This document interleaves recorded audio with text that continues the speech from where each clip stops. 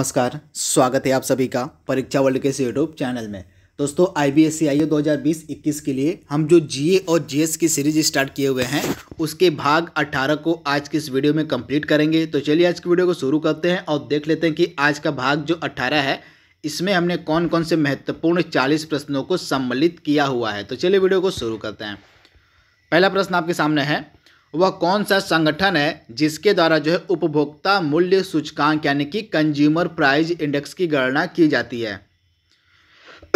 तो जो consumer price index होता है, जो उपभोक्ता मूल्य सूचकांक होता है, इसकी गणना करता है CSO। तो आप ऐसे याद रखिएगा, जो केंद्रीय सांख्यिकी संस्थान है, इसको हिंदी में कहते हैं हम केंद्रीय सांख्यिकी संस्थान, जो है इसके द्वारा जो है उपभोक्ता मूल्य सूचकांक की गणना की जाती है। तो राइट आंसर आपका हो जाएगा ऑप्शन ए CSO। अगला प्रश्न है, थॉमस कप का संबंध निम्नलिखित में से किससे है? तो थॉमस कप संबंधित है बैडमिंटन से, यानी कि ऑप्शन ए इसका बिल्कुल सही है, बैडमिंटन से संबंधित है थॉमस कप। अगला प्रश्न आपके सामने है, पंकज अडवाणी जो है कौन सा खेल खेलते हैं? इसमें से कौन सा खेल जो है पंकज अडवाणी खेलते हैं, आपको बताना है। तो पंकज अडवाणी खेलते हैं बिलियर्ड्स, यानी कि ऑप्शन जो इसका ए है बिल्कुल सही है, बिलियर्ड्स। अगला प्रश्न है, लावड़ी नृत्य का संबंध किस राज्य से है? तो लावड़ी नृत्य संबंधित है किस राज्य से? महाराष्ट्र से, यानी कि ऑप्शन ए इसका बिल्कुल सही है, महाराष्ट्र। अगला प्रश्न आपके सामने है, ब्रह्म समाज की स्थापना किसके द्वारा की गई थी? तो ब्रह्म समाज की स्थापना जो है 1828 ईस्वी में राजा राम मोहन राय के द्वारा की गई थी। तो राइट आंसर आपका जाएगा राजा राम मोहन राय के द्वारा जो है ब्रह्म समाज की स्थापना की गई थी 1828 ईस्वी में। तो आप इसे ध्यान दीजिएगा। वहीं दयानंद सरस्वती के द्वारा जो है 1875 ईस्वी में जो है मुंबई में किसकी स्थापना की गई थी? तो आर्य समाज की स्थापना की गई थी। तो इसे भी आप याद रखिएगा। अगला प्रश्न है, पंक्ति और कॉलम को विस्थापित होने से बचाने के लिए किस चीज़ का उपयोग किया जाता है? तो यह कंप्यूटर का प्रश्न है। तो पंक्ति और कॉलम को विस्थापित होने से बचाने के लिए जो है किसका उपयोग किया जाता है? तो व्यू का, यानी कि ऑप्शन जो इसका ए है बिल्कुल सही है। अगला प्रश्न आपके सामने है, और निम्नलिखित में से किसे इंटरनल मेमोरी भी कहा जाता है? तो इंटरनल मेमोरी हम कहते हैं रैम को, यानी कि ऑप्शन इसका जो बी है बिल्कुल सही है, रैम को जो है इंटरनल मेमोरी भी कहा जाता है। तो ऑप्शन इसका बी बिल्कुल सही है। अगला प्रश्न है, DSL किस प्रकार का कनेक्शन है? तो DSL जो है एक प्रकार का वायरलेस कनेक्शन होता है, यानी कि ऑप्शन इसका बी बिल्कुल सही है, वायरलेस कनेक्शन। अगला प्रश्न आपके सामने है, काम करने की दर को क्या कहा जाता है? तो काम करने की दर को हम कहते हैं शक्ति, यानी कि ऑप्शन जो इसका सी है बिल्कुल सही है, शक्ति यानी कि पावर। अगला प्रश्न है, हवा की गति को किसमें मापा जाता है?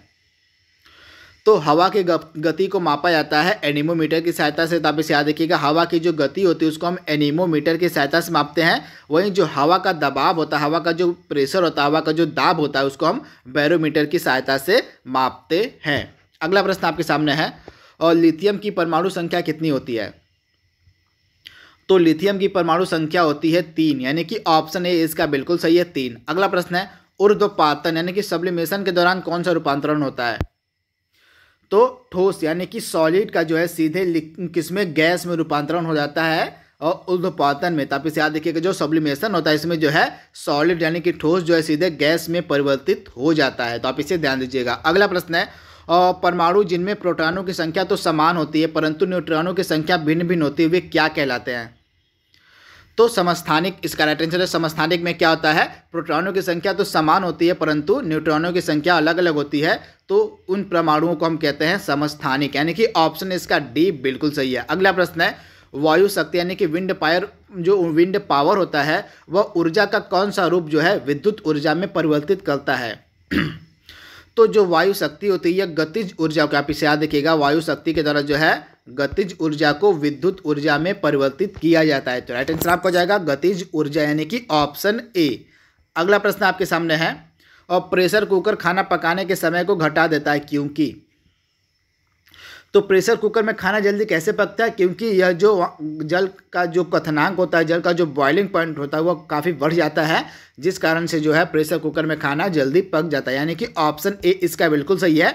प्रेशर कुकर के भीतर जो है जल का क्वथनांक काफ़ी बढ़ जाता है। अगला प्रश्न है, वे किसी पिंड का भार कहाँ पे, मतलब आपको बताना है, ये 4 कंडीशन दी हुई हैं, चारों कंडीशन को पढ़ के आपको बताना है किसी पिंड का भार कहाँ पे क्या होता है। तो इसमें से जो 4 कथन दिए हुए, इसमें से जो ऑप्शन बी वाला कथन यह बिल्कुल सही है, क्योंकि जो किसी पिंड का भार होता है वह ध्रुवों पर सर्वाधिक होता है। तो यह जो बी कथन है यह बिल्कुल सही, आप इसे ध्यान रखिएगा। जो किसी पिंड का भार होता है यह ध्रुवों पर सर्वाधिक होता है। अगला प्रश्न आपके सामने है, पाचन तंत्र में लार की क्या भूमिका होती है। तो पाचन तंत्र में लार की क्या भूमिका होती है, तो स्टार्च को पचाने की भूमिका कौन करता है, तो लार करता है। जो है लार का प्रमुख कार्य क्या होता है, पाचन, स्टार्च को पचाने में जो है लार मदद करता है, यानी कि ऑप्शन ए इसका बिल्कुल सही है, स्टार्च को पचाने में। अगला प्रश्न है, पाचन और श्वसन दोनों के लिए सामान्य मार्ग कौन सा होता है। तो पाचन और श्वसन दोनों के लिए समान मार्ग होता है ग्रसनी, यानी कि ऑप्शन ए इसका बिल्कुल सही है, ग्रसनी।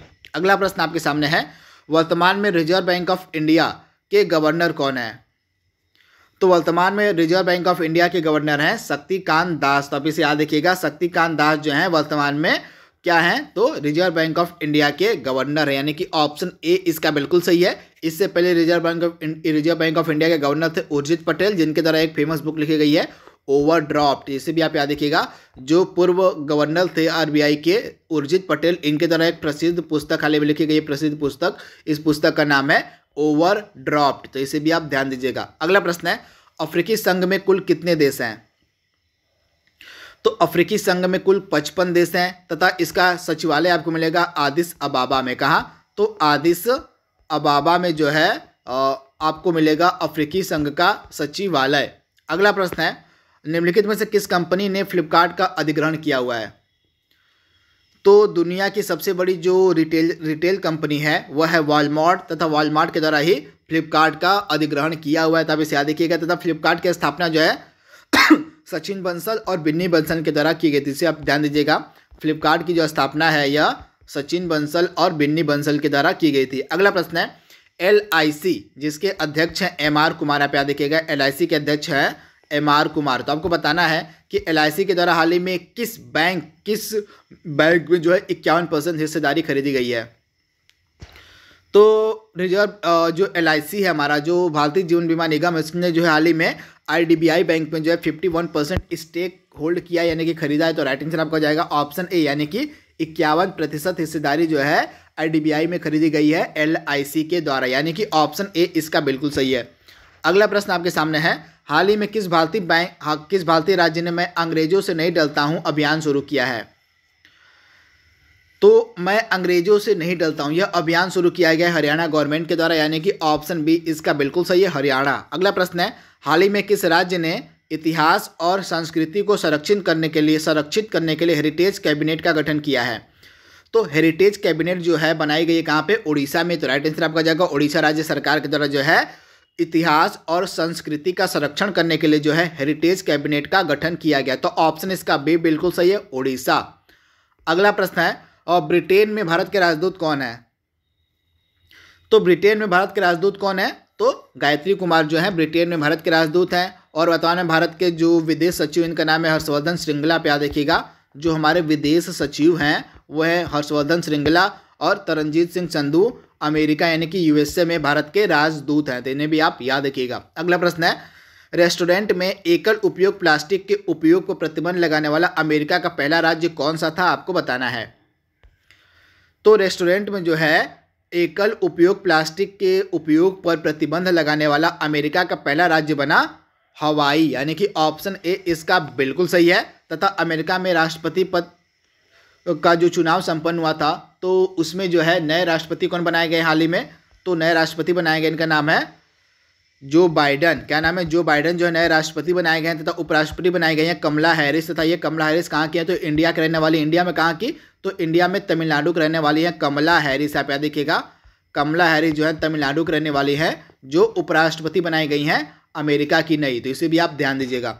अगला प्रश्न है, भारत का पहला हाथियों का अस्पताल कहाँ बनाया गया है। तो पहला हाथियों का अस्पताल बनाया गया उत्तर प्रदेश के मथुरा में। वहीं हाथियों का जो पुनर्वास केंद्र है, हाथियों का जो पहला पुनर्वास केंद्र है यह कुट्टूर में बनाया गया। कहाँ, तो कुट्टूर में जो है हाथियों का पहला पुनर्वास केंद्र बनाया गया है। और हाथियों का जो पहला अस्पताल है यह मथुरा में बनाया गया है। अगला प्रश्न है, हाल ही में भारत की पहली महिला फ्लाइट इंजीनियर कौन बनी है। तो भारत की पहली महिला फ्लाइट इंजीनियर बनी है हिना जायसवाल, यानी कि ऑप्शन जो इसका ए है बिल्कुल सही है, हिना जायसवाल।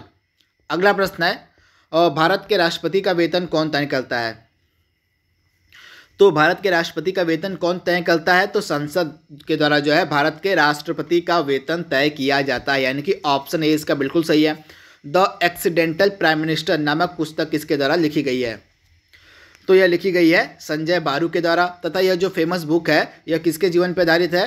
तो जो मनमोहन सिंह प्रधानमंत्री थे जब, तो उनके जीवन पे आधारित यह पुस्तक लिखी गई है, उनके कार्यकाल से रिलेटेड यह पुस्तक है द एक्सीडेंटल प्राइम मिनिस्टर, जिसको लिखा है संजय बारू ने। तो इसे भी आप ध्यान दीजिएगा। वहीं एक इसी से मिलती जुलती एक पुस्तक लिखी गई है शशि थरूर के द्वारा। इस पुस्तक का नाम है पैराडॉक्सिकल प्राइम मिनिस्टर,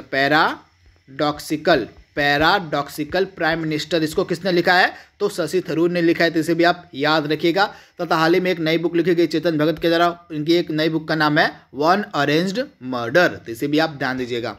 अगला प्रश्न है an era of darkness the British empire in India के लेखक कौन है? तो an era of darkness the British empire in India पुस्तक के लेखक है शशि थरूर, यानी कि ऑप्शन इसका ए बिल्कुल सही है, शशि थरूर। अगला प्रश्न है चंबल नदी कहाँ से निकलती है?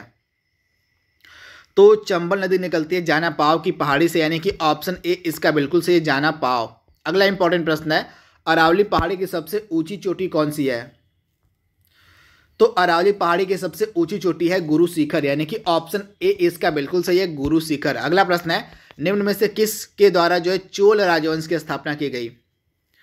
तो चोल राजवंश की स्थापना की गई थी विजय लाल के द्वारा, यानी कि ऑप्शन बी इसका बिल्कुल सही है, विजय लाल। अगला प्रश्न है अहमदाबाद किस नदी के किनारे स्थित है?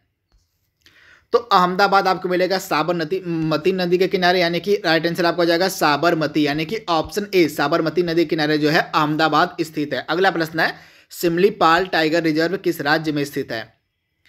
तो सिमलीपाल टाइगर रिजर्व आपको मिलेगा उड़ीसा राज्य में, यानी कि ऑप्शन बी इसका बिल्कुल सही है, उड़ीसा राज्य। अगला प्रश्न आपके सामने है वास्तविक नियंत्रक रेखा किन दो देशों को अलग करती है? तो LAC और LOC दोनों अलग अलग है। तो LAC जो है आपको अलग करेगी भारत और चीन को, और LOC अलग करती है भारत और पाकिस्तान को। तो दोनों आपको याद रखना है। लाइन ऑफ एक्चुअल कंट्रोल जो है वास्तविक जो नियंत्रक रेखा है यह भारत और चीन को अलग करती है, और जो LOC है यह भारत और पाकिस्तान को अलग करती है। कंबाला भैंस की जो जाति है यह किस राज्य में पाई जाती है?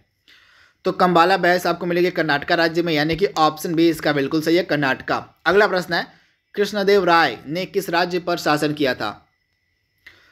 तो कृष्णदेव राय ने जो है विजयनगर राज्य पर शासन किया था। तो राइट आंसर आपको जाएगा ऑप्शन ए विजयनगर राज्य। आज का लास्ट प्रश्न हमारा है निम्नलिखित में से किस अधिनियम ने मुस्लिमों के लिए पृथक निर्वाचन की व्यवस्था की? तो यह अधिनियम था मार्ले मिंटो सुधार अधिनियम 1909 का। आप याद देखिएगा मार्ले मिंटो सुधार अधिनियम 1909 का जो था इसने मुस्लिमों के लिए पृथक निर्वाचन की व्यवस्था कर दी थी। तो राइट आंसर आपका जाएगा ऑप्शन बी। तो आप इसे ध्यान दीजिएगा। तो दोस्तों आज का हमारा जो सेट 18 था उसको हमने कंप्लीट कर लिया है। जल्द ही मिलेंगे हम इसके अगले भाग में। तब तक के लिए thank you, thanks for watching, thank you.